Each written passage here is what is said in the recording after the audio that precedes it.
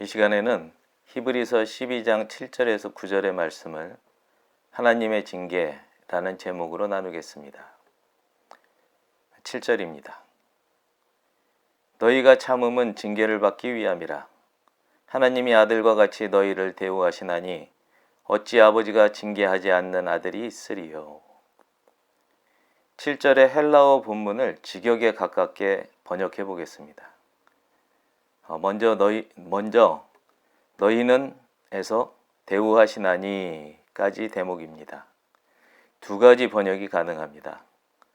첫 번째는 너희는 징계에 들어가기까지, 다시 말해서 징계를 받더라도 언제나 견뎌라.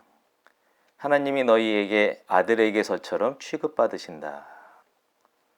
그리고 두 번째는 하나님이 너희에게 아들에게 취급받으시는 것처럼 너희는 징계를 받더라도 언제나 견뎌라.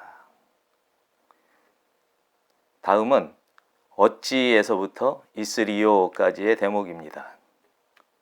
왜냐고? 아버지가 징계하지 않는 아들이 누구냐? 지난 시간에 우리는 너희의 존재에 대해서 나눈 바 있습니다. 너희는 피 흘리기까지 싸우지 않는 형제들을 말했습니다. 아직은 하나님이 아버지가 아닌 성도들을 지칭하는 표현입니다. 그런데 이들도 하나님을 아버지라고 부르고 있기는 하다는 것입니다. 그러면 이들은 어떤 아들이겠습니까? 아직 덜 자란 응석바지라는 말입니다. 순종하기보다는 저 하고 싶은 대로 그저 하려고 때를 쓰는 그런 상태에 있는 자들입니다. 따지고 보면 하나님께 아들은 오직 예수님 한 분인 것이 사실입니다. 너희는 예수님 같은 아들이 아니니 너희와 하나님 중 누가 더 견디기가 힘들겠습니까? 당연히 하나님이십니다. 하나님이 만약 사람이시라면 내가 내 아들 예수만 아니면 그냥 이러실 수 있습니다. 본문의 내용은 하나님이 견디시니 너희도 견디라는 말이 됩니다. 또 우리가 징계라는 말을 다시 한번 들여다보아야 합니다. 징계라는 게 허물 따위를 뉘우치도록 주의를 주고 나무라다라는 뜻이니까 정신 차리라는 꾸지람은 솔직히 견딜 대상도 아닌 것이죠. 오히려 꼭 필요한 것입니다. 그러면 하나님께서 왜 그렇게 하실까요? 우리가 흔히 다 큰 자식이라도 자식에 대한 부모의 심정을 어린애를 물가나 불가에 내놓은 듯하다고 많이들 표현합니다. 그러니 자식이 혹여 잘못될까 걱정 때문에 나무라고 꾸짖지 않는다면 오히려 어찌 부모라고 할 수 있겠습니까?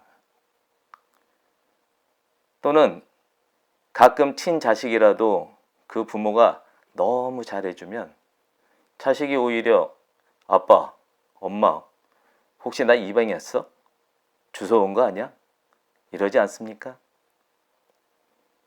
여러분, 친부모라도 자식에 대한 사랑이 없으면 잘못하는 자식을 견디지도 나무라거나 꾸짖지도 않는다는 사실을 잊지 마시기를 주님의 이름으로 당부합니다. 8절입니다. 징계는 다 받는 것이거늘 너희에게 없으면 사생자요 친아들이 아니니라.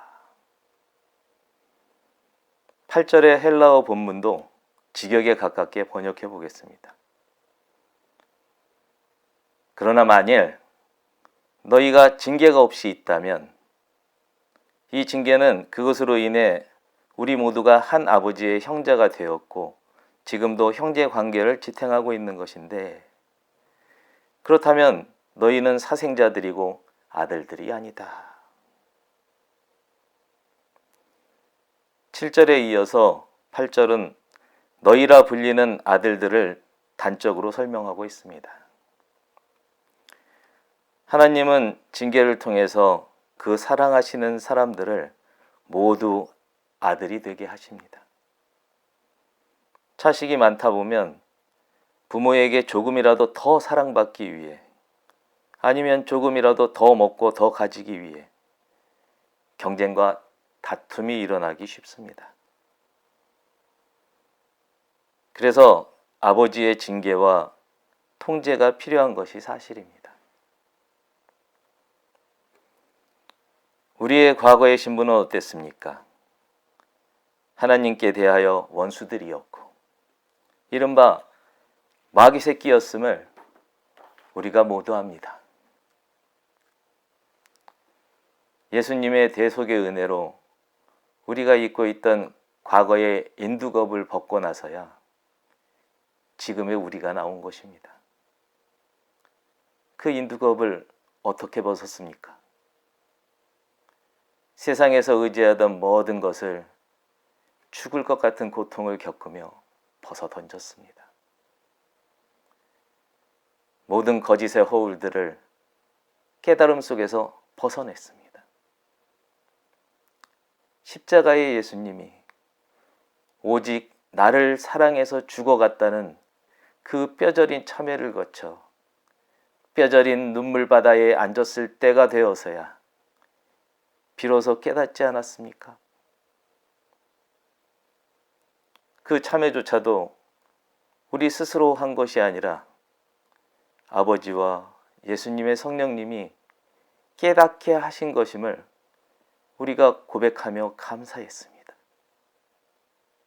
그렇습니다. 여기 모인 우리란 자들은 징계를 받고 진리를 깨달은 자녀들입니다. 우리의 과거, 육신의 정욕과 안목의 정욕과 이생의 자랑을 모두 청산하고 우리에게 힘이 되었던 관계와 재물과 권력을 배선물처럼 여기고 무엇을 먹을지, 무엇을 마실지, 무엇을 입을지 하는 것보다 스스로의 생명과 몸이 더 중요하다는 것을 깨달았습니다. 말씀으로 지어지고 성령을 호흡해서 생명이 된 우리에게 더 중요한 식량이 말씀이요, 우리의 과거의 행적을 지워낼 수 있는 것이 하나님의 일을 하는 것임을 알았습니다.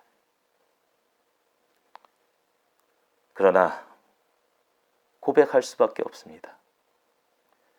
우리는 영으로는 죽어서 새롭게 되었지만 아직도 육신을 입고 죄로 물든 이 땅 위에 있습니다. 죄의 유혹이 문에 엎드려서 우리를 호시탐탐 노리고 있습니다. 예수님이 가르치신 기도가 생각납니다.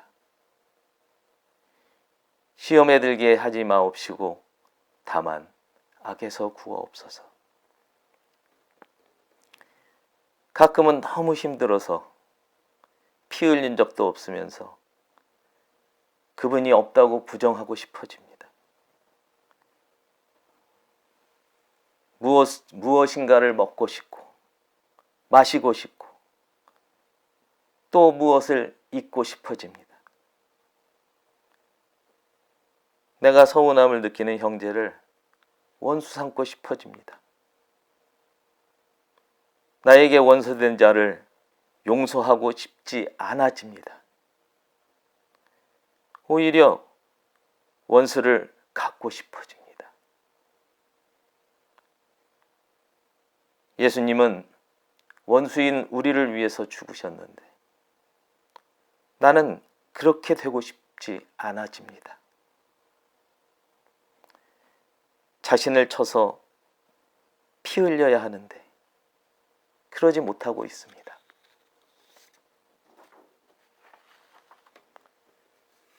그러고 보니 과거의 옷을 벗어 던지겠다고 생각만 했을 뿐 과거에 내가 죽었을 때 완전히 태워 없애지는 않은 상태일지도 모르겠다는 마음이 듭니다. 집 밖으로 나가는 문 옆에 아직도 그 옷이 걸려 있어서 세상으로 나갈 때마다 걸쳐 입고 나가고 싶은 유혹이 있는 건 아닌지 싶습니다. 여러분, 우리가 너희가 되는 것은 부지불식간입니다. 그런 너희를 본문은 사생자이고 아들이 아니라고 단적으로 말합니다.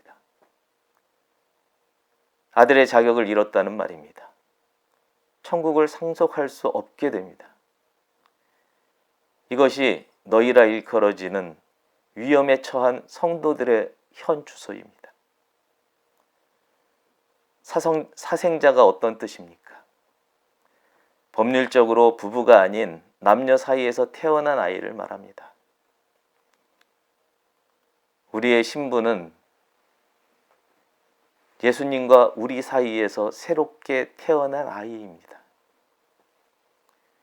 우리 자신이 예수님과 정말로 혼인한 사이인지 점검해 보아야 합니다. 혹시라도 천국 시민권을 얻기 위해 위장으로 결혼한 것은 아닌가 생각해 봐야 합니다. 외식하는 바리새인이 되어버린 건 아닌지 잘 살펴봐야 하겠습니다. 9절입니다.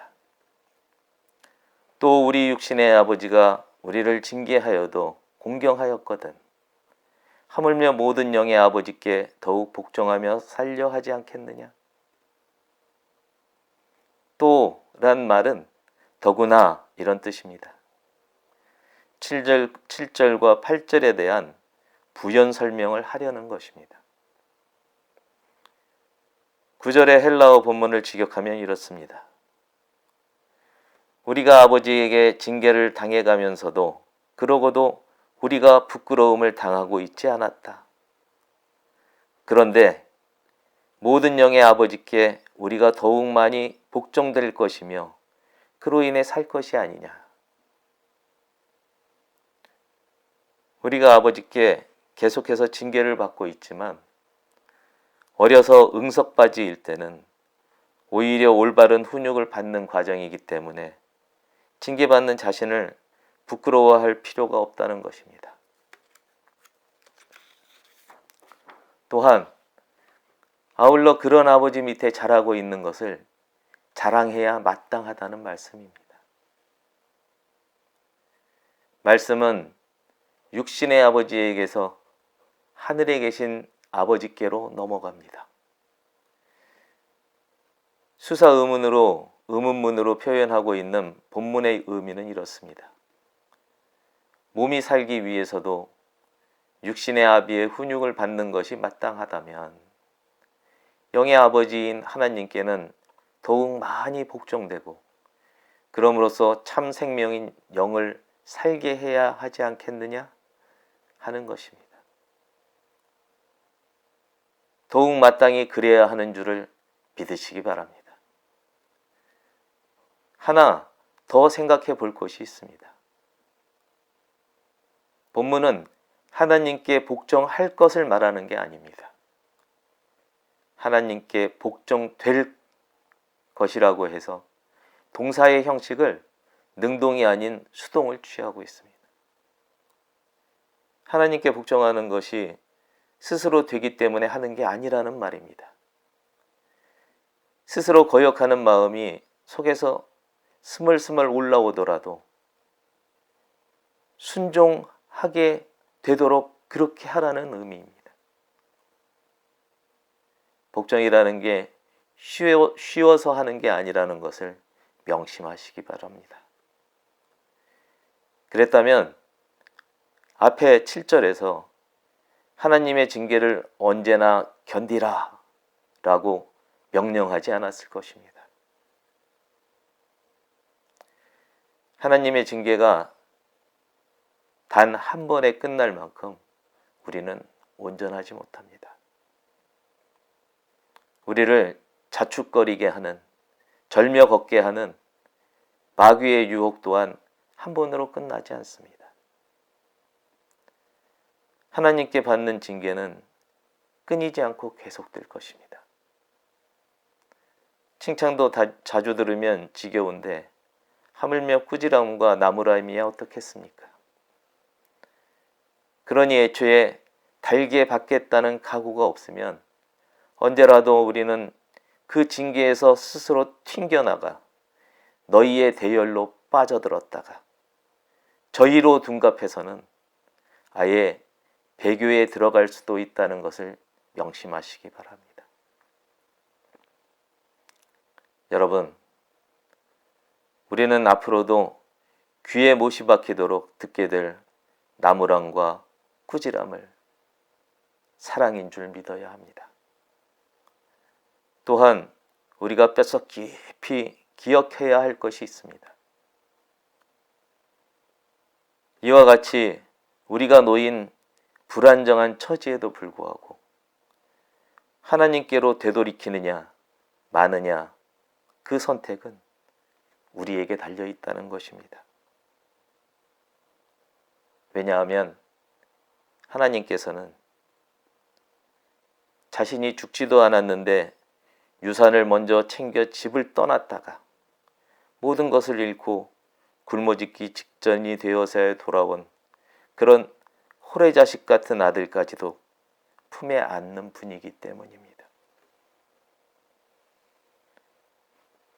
여러분과 내가 하나님의 꾸지람과 나무람을 안식을 향한 자장가로 들으면서 거친 풍랑 속에서도 배 고물에 누워 잠드셨던 예수님처럼 잠들 수 있기를 주님의 이름으로 축복합니다.